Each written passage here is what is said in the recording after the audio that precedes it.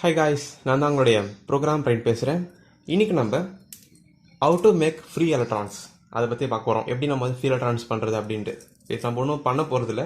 நம்ம எப்படி சொல்கிறது, ஒரு எலக்ட்ரான்ஸ்லேருந்து ஒரு ஆட்டம் படிச்சிருக்கோம் இல்லையா, அந்த ஆட்டம்ஸ்லேருந்து எப்படி எலக்ட்ரான்ஸை ஃப்ரீ பண்ணுறது அப்படின்னு சொல்லிக்கலாம். டாபிக் நான் சும்மா எழுதியிருக்கேன் how to make free electrons அப்படின்ட்டு ஒரு டாபிக் சும்மா. ஓகே, என்னன்னா இது வரைக்கும் சொல்லி கொடுத்துருக்கேன். ஒரு ஆட்டம் சிலிக்கான் இந்த மாதிரி தான் இருக்கும் கான்ஃபிகரேஷன், டிஸ்ட்ரிபியூஷன் மாதிரி நடந்திருக்கும். ஒரு 14 எலக்ட்ரான் எழுதியிருக்கேன். இந்த 14 எலக்ட்ரான் இந்த மாதிரி தான் இருக்குன்னு சொல்லியிருக்கேன். நம்ம ஃபர்ஸ்ட் இது KLMன்னு இருக்கு. கேல 2 எலக்ட்ரான் இருக்கு. எம்ல மொத்தம் 8 எலக்ட்ரான் இருக்கணும். 2 + 8 ஆட் பண்ணிங்க அப்படின்னா 10 வரும். இன்னும் 4 எலக்ட்ரான் பேலன்ஸ் இருக்கு இல்லையா, அப்போ கண்டிப்பாக 4 இந்த கடைசி ஷெல்ல வந்துடும். ரைட்டா? இந்த கடைசி ஷெல்லுக்கு என்ன பேர் சொல்லியிருக்கேன்னா வேலன்ஸ் எலக்ட்ரான். 1 2 3 4. அப்போ இந்த இடத்துக்கு எத்தனை வேலன்ஸ் எலக்ட்ரான்ஸ் இருக்கு? 4 வேலன்ஸ் எலக்ட்ரான் இருக்குன்னு சொல்லி கொடுத்துருக்கேன். நம்ம இப்போ இந்த எலக்ட்ரான் இந்த சைடு பார்த்தா படிக்க போகிறோம். அதே மாதிரி கோவலண்ட் பாண்ட் அப்படி யூஸ் பண்ணி இந்த 4 அப்படிங்கிறது 8 ஆனதான ஸ்டேபிள் ஆகுன்னு சொன்னாலே ஒரு வீடியோவில். அப்போது இந்த 4 become 8 ஆயிரும் கோவலண்ட் பாண்ட் அப்படின்ற மெத்தட் யூஸ் பண்ணி அதை போன வீடியோ சொல்லி கொடுத்துருக்கேன். அப்போ இந்த இடத்துல எத்தனை எலக்ட்ரான் இருக்குன்னா 8 இருக்கு. It become stable. ஆமாம், அதுன்னு ரொம்ப சிம்பிள். சேம் லைக் திஸ் ஜெர்மானியம் எழுதியிருக்கேன். ஜெர்மானியம் அதே மாதிரி தான். ஜெர்மானியமில் 32 எலக்ட்ரான் இருக்கு. அதே மாதிரி கரெக்டாக டிஸ்ட்ரிபியூஷன் ஆயிருக்கு. உங்களுக்கு தெரியுது இல்லையா, ஒரு நியூக்ளியஸ் இருக்கு. நியூக்ளியஸ்குள்ள நிறைய புரோட்டான் நியூட்ரான்லாம் இருக்கும். நான் வரைஞ்சிருக்கேன் அது ஏற்ற மாதிரி. இதுலேயும் வரைஞ்சிருக்கேன். இது எத்தனை புரோட்டான் எத்தனை நியூட்ரான் இருக்குன்னா 14 எலக்ட்ரான் இருக்கு சுற்றி. அப்படின்னா உள்ளுக்குள்ள 14 புரோட்டான் 14 நியூட்ரான் அப்படின்னு இருக்கும். சேம் லைக் இங்கேயும் இங்கே 32 எலக்ட்ரான் இருக்கு. அப்படின்னா உள்ளுக்குள்ள 32 புரோட்டான் 32 எலக்ட்ரான் நியூட்ரான் அது உள்ள இருக்கும் எழுதியிருக்கேன். இப்போ நல்லா பாருங்க, இந்த ஷெல்ல 2 இருக்கும், இந்த ஷெல்ல 4 இருக்கும், அடுத்த ஷெல்ல 18 எலக்ட்ரான் இருக்கும், அடுத்த ஷெல்ல 4 இருக்கும். இப்போ எல்லாத்தையும் நீங்க ஆட் பண்ணீங்க அப்படின்னா உங்களுக்கு 32 எலக்ட்ரான் வரும். டிஸ்ட்ரிபியூஷன் பண்ணி வச்சிருக்கேன்னா இதை கான்செப்ட் KLMN எந்தெந்த ஷெல்ல எவ்வளோ நம்பர் ஆஃப் எலக்ட்ரான்ஸ் வருங்கிறதுக்கு ஒரு ஃபார்முலா இருக்கு. 2 × n² அதை சொல்லி கொடுத்துருக்கேன். இப்போ நம்ம டார்கெட் என்னது அப்படின்னா, இது ரெண்டுமே இப்போ ஸ்டேபிள் ஆயிடுச்சு. 4 இருக்கு, இது 4 இருக்கு. It become stable at one condition. என்னன்னா கோவலண்ட் பாண்ட் அப்படி யூஸ் பண்ணி இதில் இருக்கக்கூடிய 4மே என்ன ஆகுது அப்படின்னா, ஏதாவது அதுக்கு நேர்பையாக இருக்கக்கூடிய இன்னொரு ஆட்டம்ல இருக்கக்கூடிய எலக்ட்ரானை அட்டாக் பண்ணி 4 இதை அட்டாக் பண்ணும், இதை அட்டாக் பண்ணும், இதை அட்டாக் பண்ணி, இதை அட்டாக் 4மே அட்டாக் பண்ணி 2 பேர் ஆயிருது. அப்போ இட் பிகம் ஸ்டேபிள். இது ஒரு பேர், இது ஒரு பேர், இது ஒரு பேர் ஆகும்போது 8 ஆயிருது. சேம் இதுக்கு பேர் ஸ்டேபிள் ஆயிருது. இப்போ நம்ம எப்படி ஃப்ரீயாட்டம் ஆக போறது, எப்படி இதுல இருந்து ஃப்ரீயாட்டம் பிரிக்க போறோம் அப்படிங்கிறது நம்ம டாஸ்க். என்ன சொல்றது தெரியுதா? ரொம்ப சிம்பிள்.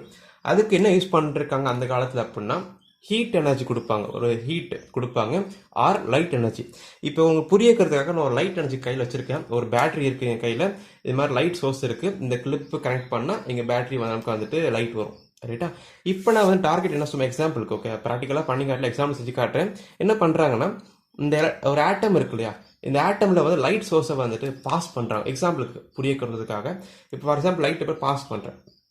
லைட் எப்படி நான் பாஸ் பண்ணிட்டேன். இப்போ லைட் எப்படி நான் அதில் அதிகமான ஒரு ஹை எனர்ஜியில் பாஸ் பண்ணுறேன். தெரியுதா உங்களுக்கு?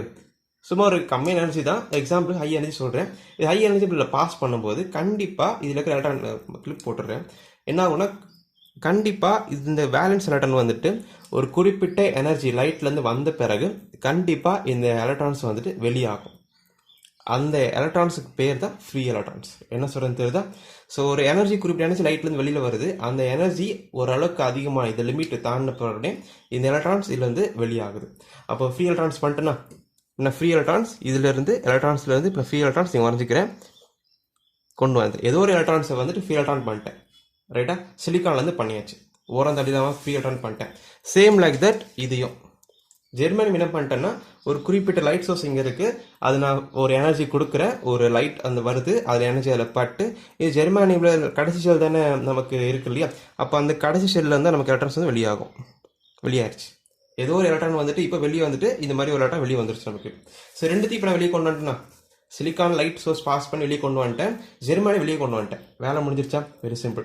இப்போ அடுத்த கட்டம் என்னது அப்படின்னு யோசிக்கிறாங்கன்னா, எவ்வளோ எனர்ஜி கொடுத்து வெளியே வந்துச்சு. இப்போ வெளியே வந்துருச்சு, ரைட், ஒரு எலக்ட்ரான் வெளியே வந்துருச்சு, ஓகே, இது வெளியே வந்துருச்சு, ஓகே, ஆனால் எவ்வளோ எனர்ஜி கொடுத்தா வெளியே வரும் அப்படின்னு சில பேர் கேள்வி கேட்கலாம். அடுத்து இன்னொரு கேள்வி கேட்கலாம், எதுக்காக வெளியே கொண்டு வரணும்?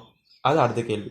ஃபர்ஸ்ட் எதுக்காக சொல்லிடுறேன். எதுக்காக அப்படின்னா ஒரு ஆட்டம் இப்போ பிகம் ஸ்டேபிள் ஆயிடுச்சு. நம்ம இப்போ 4 8 ஆயிடுச்சு. 8லேருந்து ஒன்று வெளியே கொண்டு வந்திருக்கேன் நான். நம்ம அதில் அவள் வெளியே கொண்டு வந்துட்ட பிறகு வெளியில் நீங்கள் கொண்டு வந்தால் தான் அதை நீங்கள் வயரில் பாஸ் பண்ண முடியும். வயரில் பாஸ் பண்ணால் தான் கண்டக்ஷனில் நடக்கும் நமக்கு. நம்ம அதெல்லாம் அதுதான் வோல்டேஜ் கரண்ட் கொடுக்குது நமக்கு. எவ்வளோ நம்பர் ஆஃப் எலக்ட்ரான்ஸ் ஃப்ளோ ஆகுது, எவ்வளோ வேகத்தில் புஷ் பண்ணுறீங்க, அதெல்லாம் தான் எலக்ட்ரானு வோல்டேஜ் கரண்ட் அதெல்லாம் சொல்லுவோம் நம்ம அதில். அப்போ அதெல்லாம் பண்ணணும். அதுக்காக ஃப்ரீ எலக்ட்ரான் நம்ம மேக் பண்ணுறது. இப்போ நம்ம மேக் பண்ணிட்டோமா, கொண்டு வந்துட்டோம், நம்ம உருவாக்கிட்டோம். இப்போ அடுத்து என்ன செய்கிறோம் அப்படின்னா என்ன கணக்கு எடுக்கிறாங்கன்னா எவ்வளோ எனர்ஜி கொடுத்தா. இப்போ லைட் எடுத்து இதில் நான் பாஸ் பண்ணுறேன், இல்லை பாஸ் பண்ணுறேன், எவ்வளோ எனர்ஜி கொடுத்தேன், எவ்வளோ எனர்ஜி கொடுத்ததால வெளியே வந்தது, அதை கணக்கு எடுக்கிறாங்க. இப்போ நல்லா பாருங்க, சிலிக்கானை பொறுத்த வரைக்கும் எவ்வளோ வேல்யூ சொல்கிறாங்கன்னு எழுதுறேன். SI அப்படின்றதுக்கு இந்த சிலிக்கானுக்கு 1.14 எலக்ட்ரான் வோல்ட் எனர்ஜி கொடுத்தா போதும். லைட்ல இருந்து இவ்வளோ எனர்ஜி வந்தால் போதும் இந்த வேலன்ஸ் ஷெல், அதாவது கடைசி அவுட்டர் மோஸ்ட் ஷெல்ல இருந்து வேலன்ஸ் எலக்ட்ரான்லேயே அதெல்லாம் வெளியாயிருன்னு இருக்காங்க. அதே ஜெர்மானியம் GE அதுக்கு வந்துட்டு நீங்கள் 0.64 எலக்ட்ரான் வோல்ட் கொடுத்தா வெளியாருங்கிறாங்க. ரைட்டா? ஸோ ஜெர்மானியமுக்கு 0.64 எலக்ட்ரான் வோல்ட் கொடுத்தா போதும் ஒரு ஃப்ரீ எலக்ட்ரான் வெளியாயிரும். அது கண்டக்ஷன் பண்ண ஸ்டார்ட் ஆயிரும். கண்டக்ஷன் வயரில் பாஸ் பண்ணி நம்ம லைட்டோ எது மாரி வச்சுக்கலாம் நம்ம. ரைட்டா?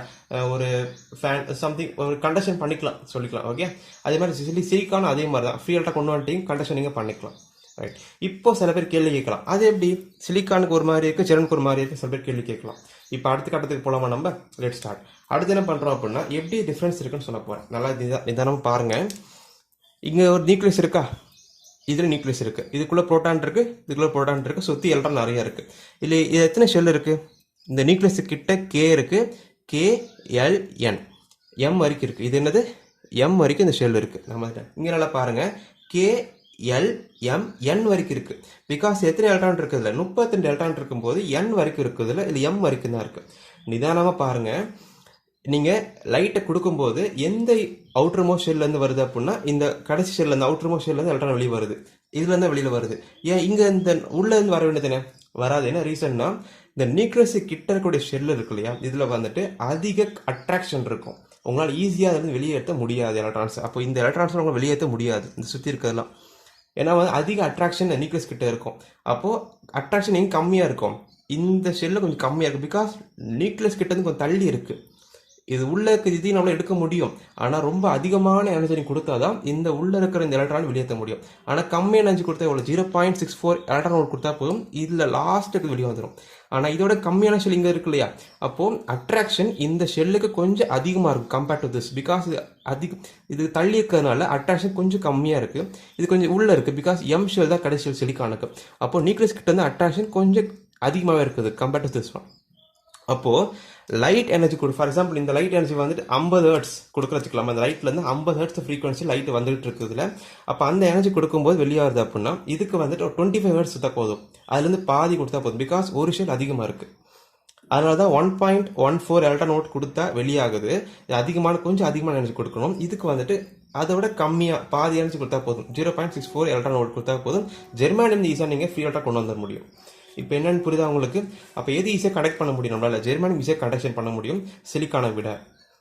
ரைட்டா? ஆனால் ஸ்டில் இன்னும் கூட எலக்ட்ரானிக்ஸ் வேர்ல்டில் வந்து சிலிக்கான் தான் அதிகமாக யூஸ் பண்ணுறாங்க ஜெர்மானியம் விட.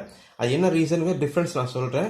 ஜெர்மானியமும் சிலிக்கானும் டிஃப்ரென்ஸ் படிக்கும்போது உங்களுக்கு புரியும் நான் எதுக்காக சிலிக்கான் தான் மோஸ்ட் யூஸ் பண்ணுறாங்க. ஜெர்மானியம் ஈஸியாக கனெக்ட் பண்ணது இல்லையா, அப்போ யூஸ் பண்ணிட்டு போயிடலாமே அப்படி சில பேர் கேள்வி கேட்பாங்க. கண்டிப்பாக எஸ் அஃப்கோர்ஸ் நல்லா கேள்வி வரணும்.